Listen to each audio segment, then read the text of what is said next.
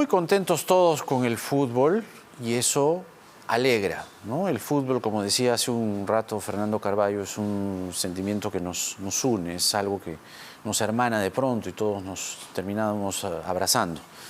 Pero hay otra tabla eliminatoria en la que no estamos bien, estamos muy mal.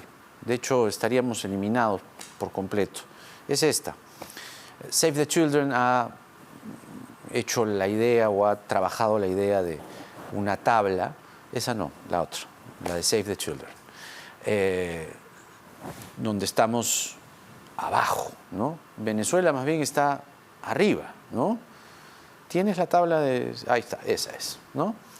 Esta es las eliminatorias sudamericanas por la educación, un trabajo de Save the Children, felicitaciones a Save the Children.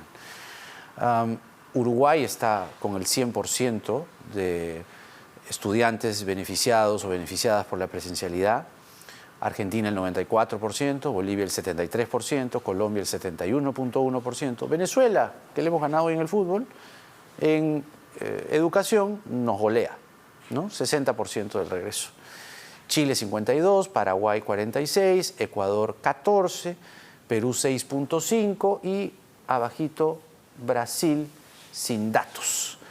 Casi parecería una tabla invertida, ¿no? Casi, digo. Lo cierto es que todos nos preguntamos por qué rayos estamos así. ¿Qué ha pasado para que estemos en la cola, ¿no? Martín Benavides ha sido ministro de Educación y él trabajó la primera fase de el retorno a futuro, digamos, ¿no? Planificó las bases del regreso a las clases. Después algo cambió y después finalmente pasó lo que pasó. Vamos a hablar con él. Martín, buenas noches. Buenas noches, Jaime. Gracias por la invitación. Creo que esa es la primera pregunta que todo el mundo se hace. Hay algunas respuestas sueltas, pero nos gustaría que, ya que has trabajado esta primera fase de lo que en ese momento se veía como el futuro del regreso de los chicos a las clases, ¿por qué estamos como estamos? Bueno, creo que hay distintos factores, pero quizás el principal para mí en este contexto es que se renunció a la rectoría que tenía el Ministerio de Educación en garantizar el derecho a la educación. Es decir, el Ministerio de Educación, primero en esta etapa de la primera parte del 2021, que era básicamente un habilitador, ¿no? Como se le llamaba, ¿no? Habilitaban escuelas, decían qué escuelas podían abrir, qué escuelas no podían abrir, según condiciones sanitarias, pero no se encargó de supervisar que efectivamente, al menos las escuelas que podían abrir, abran, ¿no? Y que en aquellos lugares donde se entrampaba este proceso de apertura, el rector, que es el Ministerio de Educación, tome decisiones y haya acciones correctivas para que no terminemos en una situación como la que estamos ahora, donde nunca hemos logrado pasar el 10% de escuelas abiertas del total de escuelas habilitadas. Y esto viene así desde abril hasta octubre, por lo menos. ¿De este año? De este año, sí, correcto. Pero el plan que dejaste en el Ministerio de Educación, ¿cuánto fue, digamos, modificado, si así lo fue? Sí, a ver, una decisión que nosotros tomamos en el año 2020 fue la de ir impulsando pilotos, ¿no? Empezamos con los pilotos rurales, sacamos una norma de apertura en junio de 2020, es decir, a los pocos meses de iniciada la pandemia, claro. Sacamos los primeros protocolos, éramos uno de los primeros países que contaba con protocolos de retorno, de bioseguridad. Como nos fue bien en la apertura rural que se hizo a partir de una norma de apertura rural que sacamos, hicimos un proyecto similar para empezar a abrir pilotos urbanos en el año 2020, con la idea de ir demostrando lo que la evidencia de otros países nos estaba enseñando, que los riesgos de contagio en los colegios eran bajos, siempre y cuando se contemplen medidas de bioseguridad, ¿no? Entonces nosotros queríamos impulsar esas experiencias demostrativas para que este miedo que teníamos todos se vaya controlando y estemos demostrando que se podía ir abriendo las escuelas. Pero lamentablemente después se toma una decisión de parar ese proceso y de hacer que todas las escuelas vuelvan a una educación a distancia, y se toma la decisión que todo se para hasta marzo del año 2021, y recién las primeras escuelas empezaron a abrir en abril de 2021, ¿no? Pero a ver, son tantas cosas que han pasado en la pandemia que algunos datos para el público no deben estar muy claros. Lo que nos estás diciendo es que en junio del 2020 es que comienzan a hacer en el Ministerio de Educación, bajo tu liderazgo, pilotos en zonas rurales. Y luego me pareció escucharte en agosto, septiembre, octubre. En octubre. Del en 2020 octubre también hacen pilotos urbanos. Pedimos la autorización para abrirlos. ¿Ya?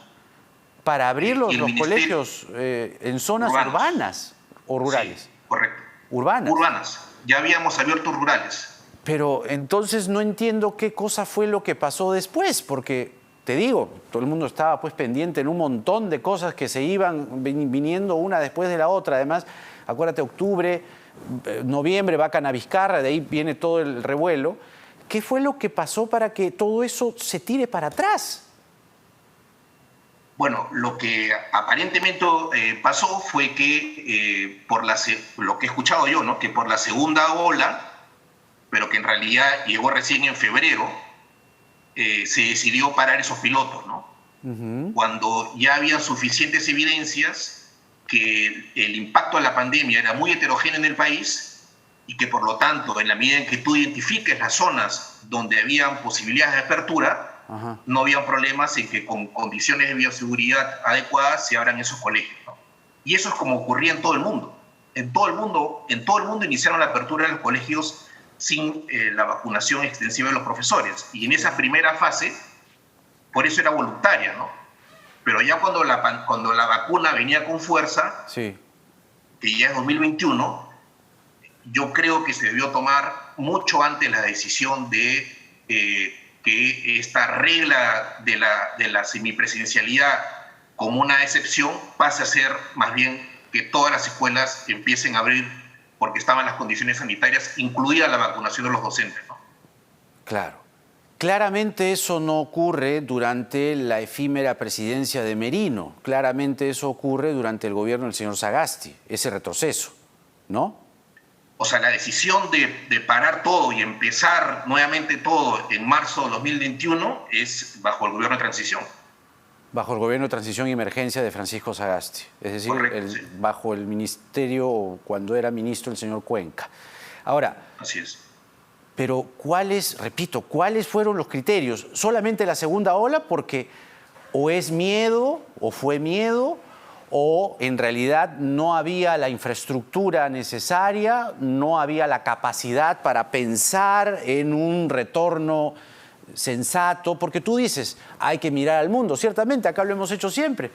El otro día ha estado con nosotros, conectada desde Madrid, la periodista Ana Treyes, y nos recordaba que en septiembre del 2020 las clases comenzaron en España, sin vacunas, y han seguido hasta ahora. Y cuando se han presentado casos, que los hay, pero son la excepción, no son la regla, se cierra, se distancia, van a cuarentena, el foco, el salón, y de ahí chau, todo el mundo sigue. Entonces, ¿cuáles han sido realmente los criterios? ¿Miedo? ¿Inoperancia?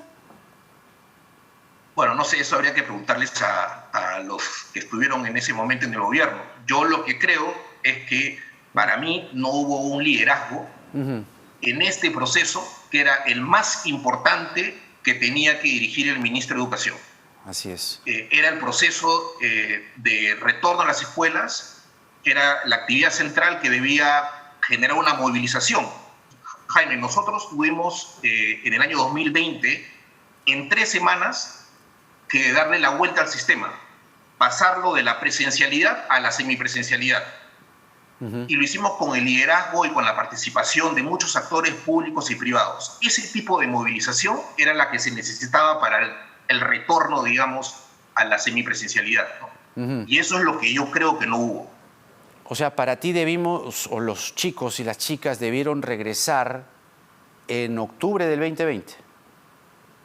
Empezar el inicio en aquellas zonas en las que habían las condiciones para hacerlo. Evidente, nosotros lo estábamos haciendo. Claro. O sea, objetivamente se abrieron escuelas rurales. Los protocolos los sacamos en junio, pero las primeras escuelas empezaron a abrir con mayor intensidad en octubre, rurales.